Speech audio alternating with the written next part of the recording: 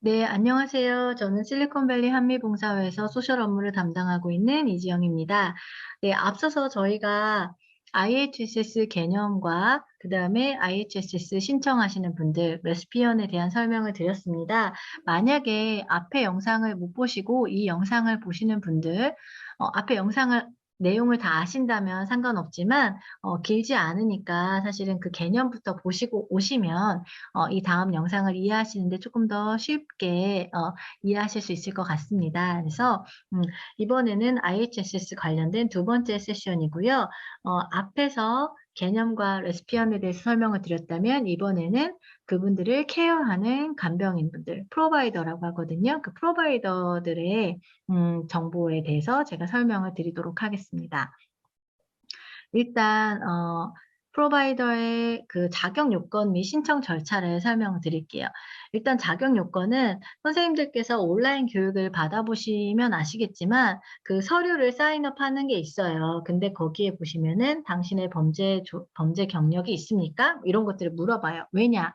이거는 휴먼 서비스잖아요. 사람이 사람을 케어하고 하는 서비스이기 때문에 관련된 인간을 케어하는데 무슨 문제가 있었다. 사람을 서비스하는데 그런 경우에는 자격을 가질 수가 없습니다. 그래서 범죄 조회 과정에서 이상이 없는 자, 범죄 등 기록으로 자격 박탈된 경우에는 10년간 재독력이 불가하다고 이제 가이드라인에 나와 있습니다. 그리고 IHSS에서 규정하는 부정행위를 하지 않는 자, 예를 들어서 간병인 거기에 다 이거 제가 쓴 게 아니라 다 예시가 있는 것들이에요.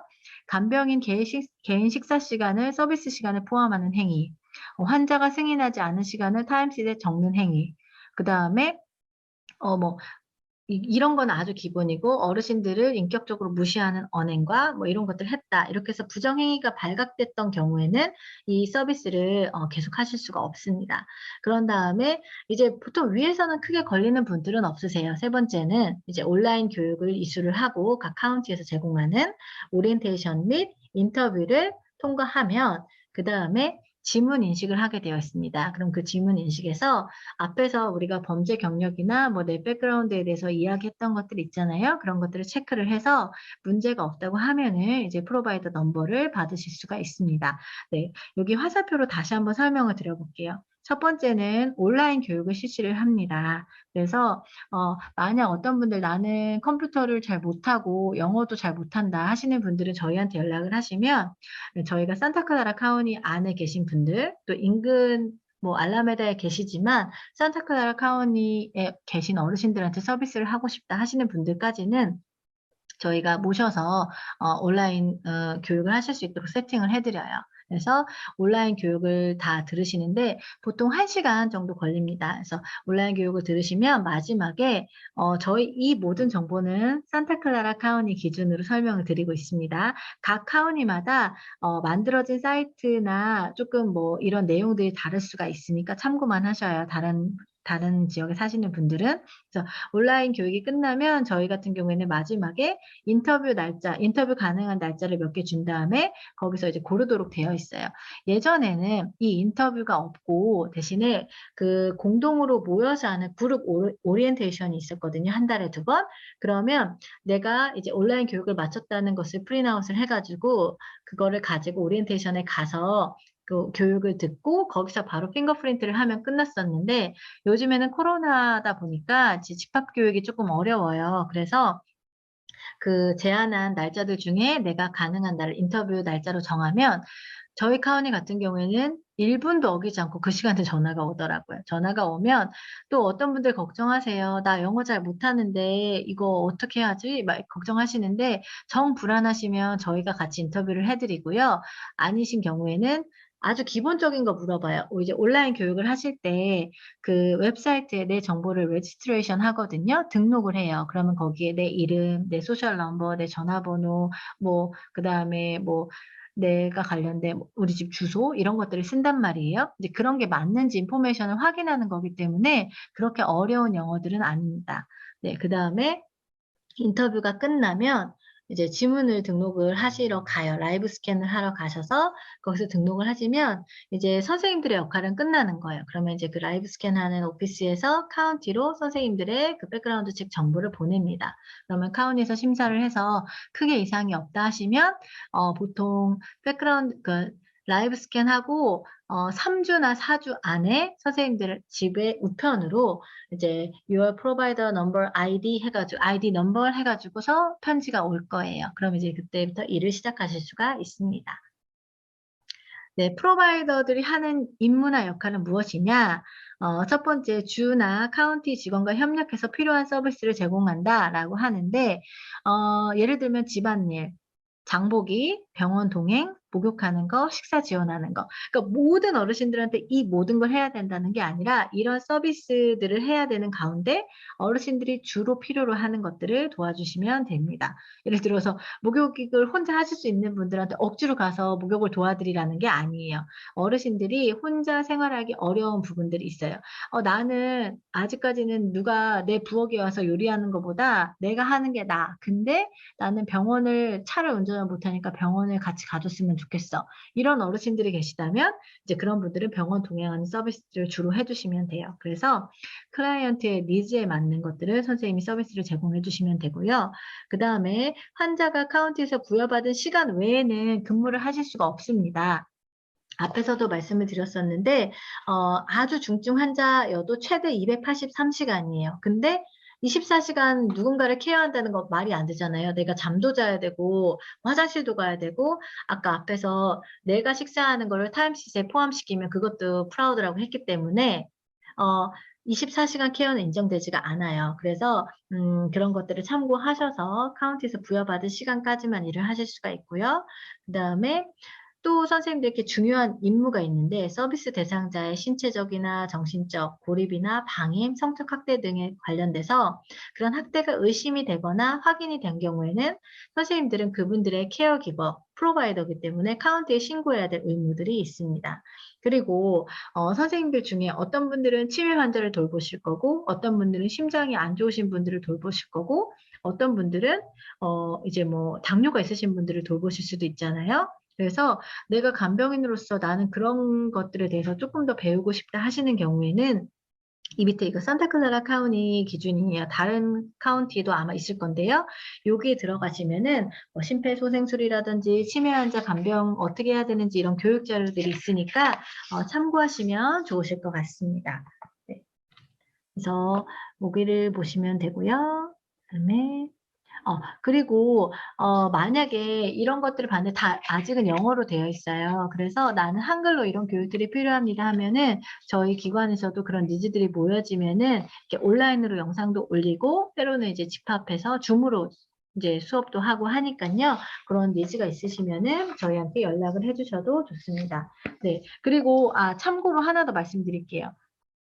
다음 서비스들은 업무 시간에 절대 포함될 수 없는데 뭐냐면 어르신들이 가끔 집 앞마당 뭐 청소해 달라고 하거나 뭐 풀을 깎아 달라고 하거나 아니면 애완동물을 키우시는데 운동을 시켜 달라고 하거나 뭐 무거운 가구를 옮겨 달라고 하거나 아니면은 이 환자분 외에 다른 분들의 케어를 도와달라고 한다거나 요거는 선생님들의 업무도 아닐 뿐더러 이거를 타임시트에 넣으시면 안 돼요. 그래서 그거는 참고하시고요. 의외로 이런 것들이 처음에 개념을 제대로 설치해주지 않으면 그런 경우들이 있어요. 아유, 어르신이 부탁하는데 한두 번 해드려야지. 아유, 좋은 게 좋은 거다 했는데 나중에는 이게 사람과 사람이 하는 일이다 보니까 당연한 게 될 때가 있고 내가 하다가 아유, 이거 원래 하는 거 아니에요. 못 해드려 하면 서운할 수도 있고 감정이 상할 수도 있거든요. 그래서 처음에 선생님들이 레시피언을 만나셨을 때 어떠어떠한 일을 해드릴 수 있고 어떠어떠한 일들을 하면 안 되는지를 양쪽이 분명하게 정하시는 게 중요합니다. 네, 다음은 급여와 관련된 부분인데요. 2021년 기준으로 저희 산타클라라 카운티는 16불 62전을 주고 있습니다. 그리고 제가 오늘 카운티에 들어가서 보니까 4월부터는 17불 1불이 오른대요. 시급이에요. 시급 이렇게 오르고 다른 카운티에 사시는 분들은 궁금하시다면은 요거를 제가 화면을 중지하고 한번 찾아보시면 될 것 같아요. 링크를 걸어놨는데 여기 알라메다는 16.75불, 뭐 그다음에 로스앤젤레스는 16불 이렇게 카운티마다 조금씩 달라요. 왜냐하면 잠시만요. 제가 저희 화면으로 넘어갈게요. 네. 선생님 보이시죠? 일단은 아까 말씀드렸듯이 각 카운티마다 쪼끔씩 정부에서 정한 기본급이 있고 거기서 다르고요. 그 제공하는 나머지 그 시급 외의 베네핏도 카운티마다 조금씩 차이가 있습니다. 그래서 건강보험 같은 경우에도 이 산타클라라 카운티에서는 여기 보시면은 최소 2달 동안, 예전엔 1 달이었는데 요것도 이제 신청자들이 많다 보니까 늘어났던 것 같아요. 최소 2달 동안 35시간 이상의 간병 서비스를 하면은 선생님들께서 그 산타클라라 카운티에서는 메디칼 자격, 그 메디칼 베네핏과 비슷한 수준의 건강보험을 신청을 하실 수가 있어요. 그래서 벨리에스 플랜이라는 게 저희 산타클라라 카운티에서 가지고 있는 이 보험인데요.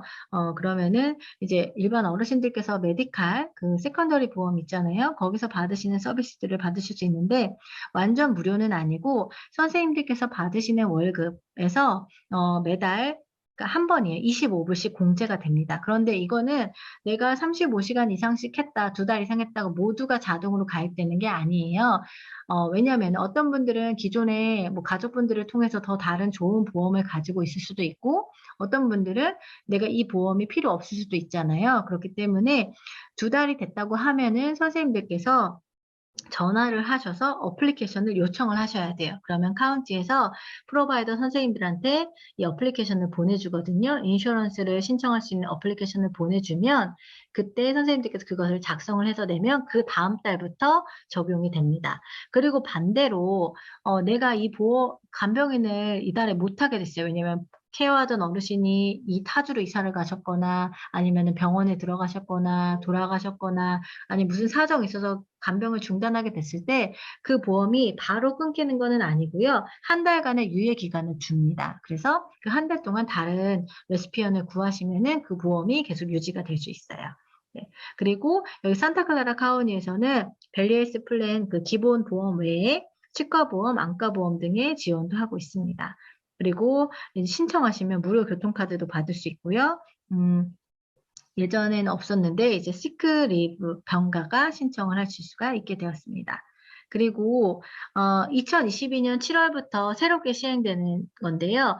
디렉트 디파짓이라는 게 생겼어요. 예전에는, 지금도 마찬가지죠. 선생님들께서 타임시트를 온라인으로 제출을 하면 그 페이첵을, 그러니까 선생님들이 우편으로 받게 되어 있는데 이제 신청을 온라인에다가 하시면, 제가 밑에 온라인 신청하는 방법을 찾아놨거든요. 하시면은 그 7월 1일부터는 선생님들이 지정하신 통장으로 바로바로 돈이 들어옵니다. 그래서 훨씬 더 확인하기도 쉽고요. 그다음에 간병인은 은행 계좌 자동이체 또는 페이카드 충전 방식 중에 선택을 하실 수가 있게 돼요.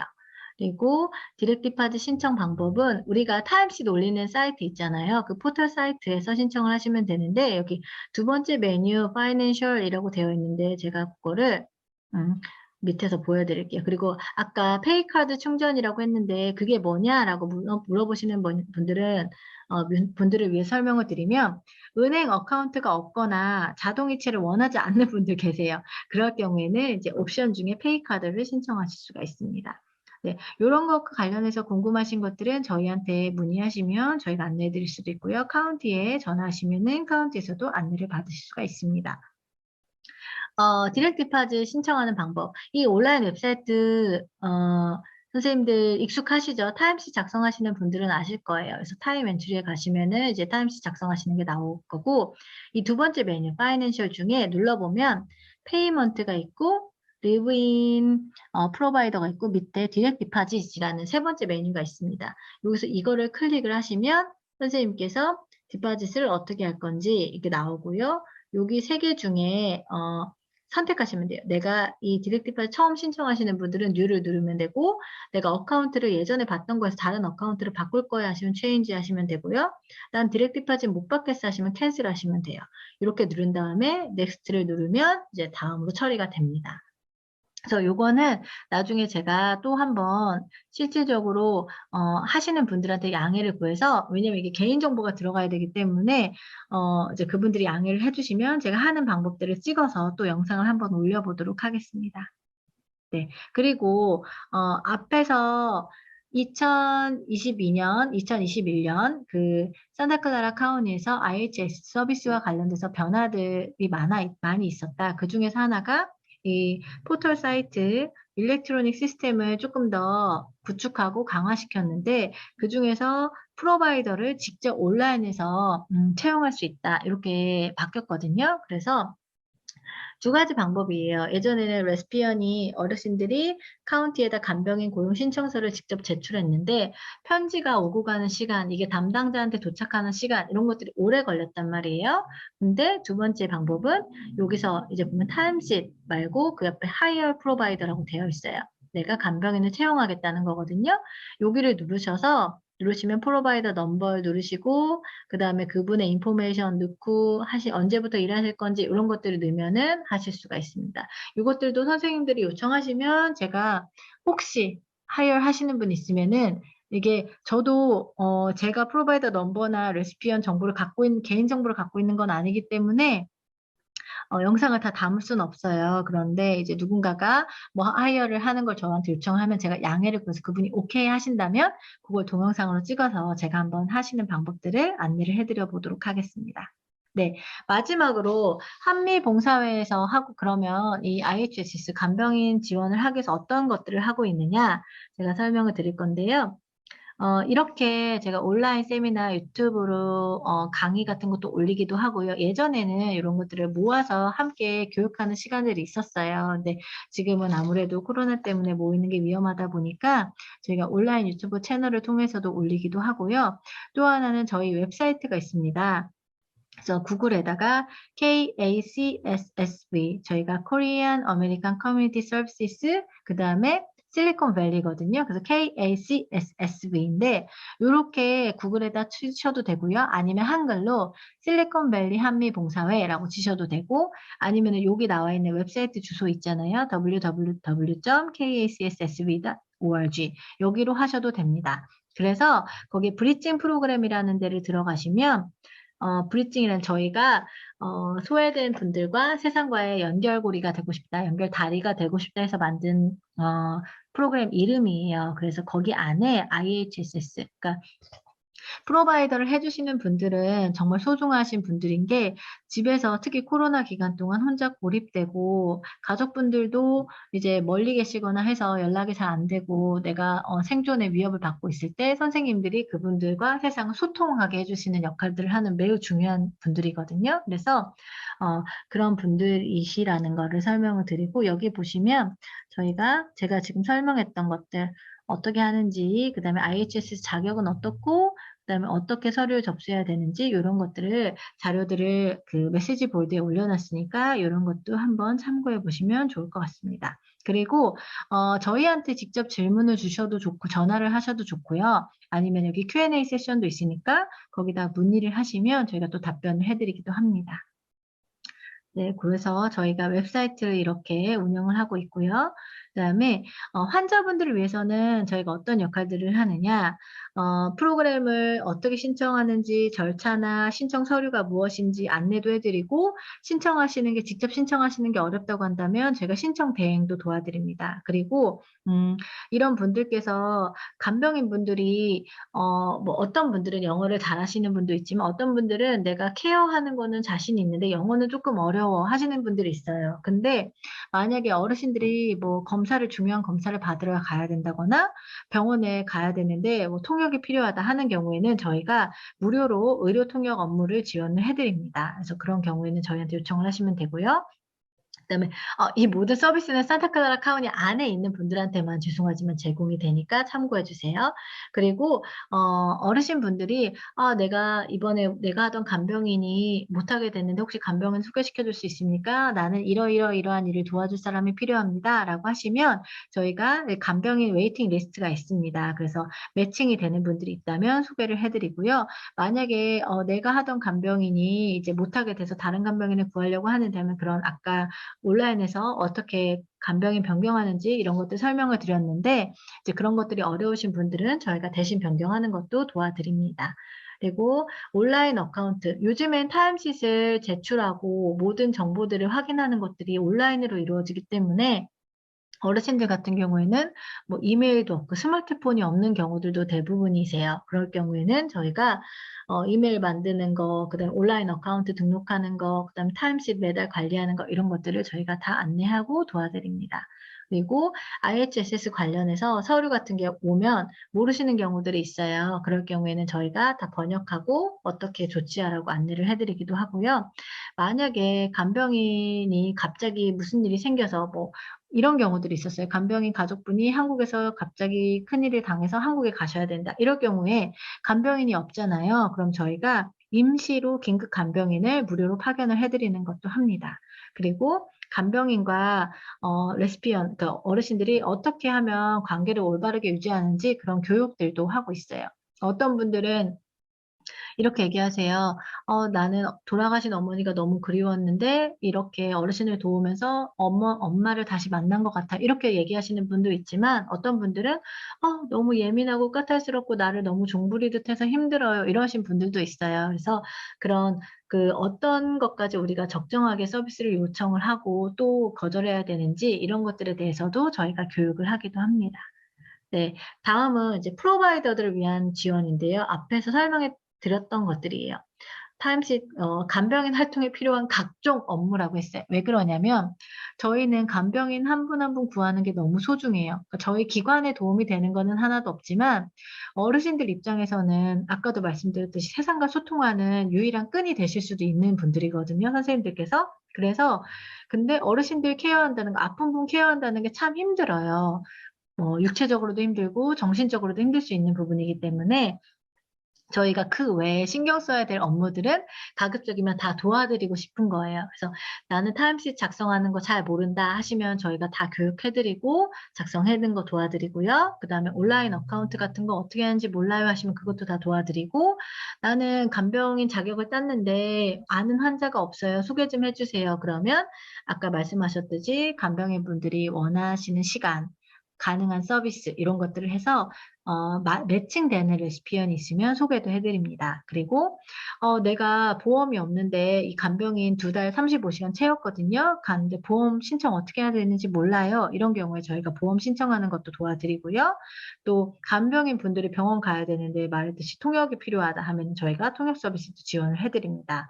그리고 저희 한미봉사회에서 저소득층을 위한 서비스 중에 하나로 하고 있는 것이 전기세나 전화세 같은 공공요금 할인 프로그램, 그다음에 저소득 아파트 상담, 무료 세금 보고, 뭐 푸드스탬프 신청 여러 가지 사회복지 서비스들을 하고 있거든요.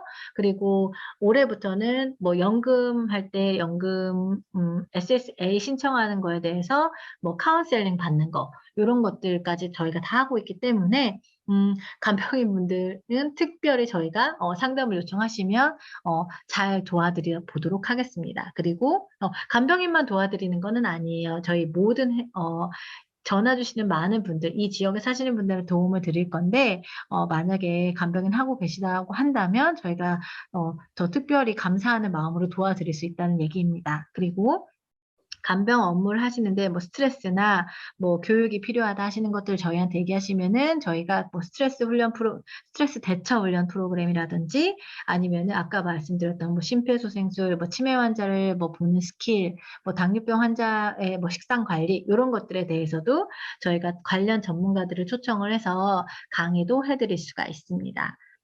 그리고 실제로 어떤 분들은 가끔 저한테 전화해서 하소연하세요. 나 너무 간병하기 힘들어요. 근데 이제 저한테 얘기하고 나면 그럼 선생님 어떻게 해요? 그러면 아유 그래도 안쓰러운데 해야죠. 이렇게 얘기하시는 분들이 있거든요. 그래서 저한테 스트레스 풀 겸 상담 전화하셔도 됩니다. 그래서 그런 것도 서비스 해드리고요. 그다음에 아까 말씀드렸듯이 웹사이트에 간병인 전담 웹사이트도 운영하고 있으니까 각종 자료 필요한 자료가 있으시면 여기서 한번 참고해 보시면 좋을 것 같습니다. 네. 그리고 교육 및 세미나들을 제공하는데 유튜브 채널을 보시면 제가 올렸던 강의 중에 하나가 간병인 타임시트 작성하는 방법이에요. 네. 오늘자로 보니까 1,590 뷰가 넘었더라고요. 그래서 많은 분들이 그거에 대한 니즈가 있으셨던 것 같아요. 그래서 이렇게 저희가 꾸준히 교육을 올릴 거기 때문에 선생님들이 이거 외에도 나는 이러이러한 부분에 있어서 조금 더 자세한 영상이나 강의가 필요합니다라고 요청을 해 주시면 저희가 또 제작을 해서 올려보도록 하겠습니다. 되겠습니다. 네, 이상으로 IHSS 관련해서 2부 강의를 모두 마치겠습니다. 들어주신 여러분 너무 감사하고요. 모쪼록 이 IHSS 어르신들, 혼자 계신 어르신들한테 많은 관심과 또 적극적인 참여 부탁드리겠습니다. 감사합니다.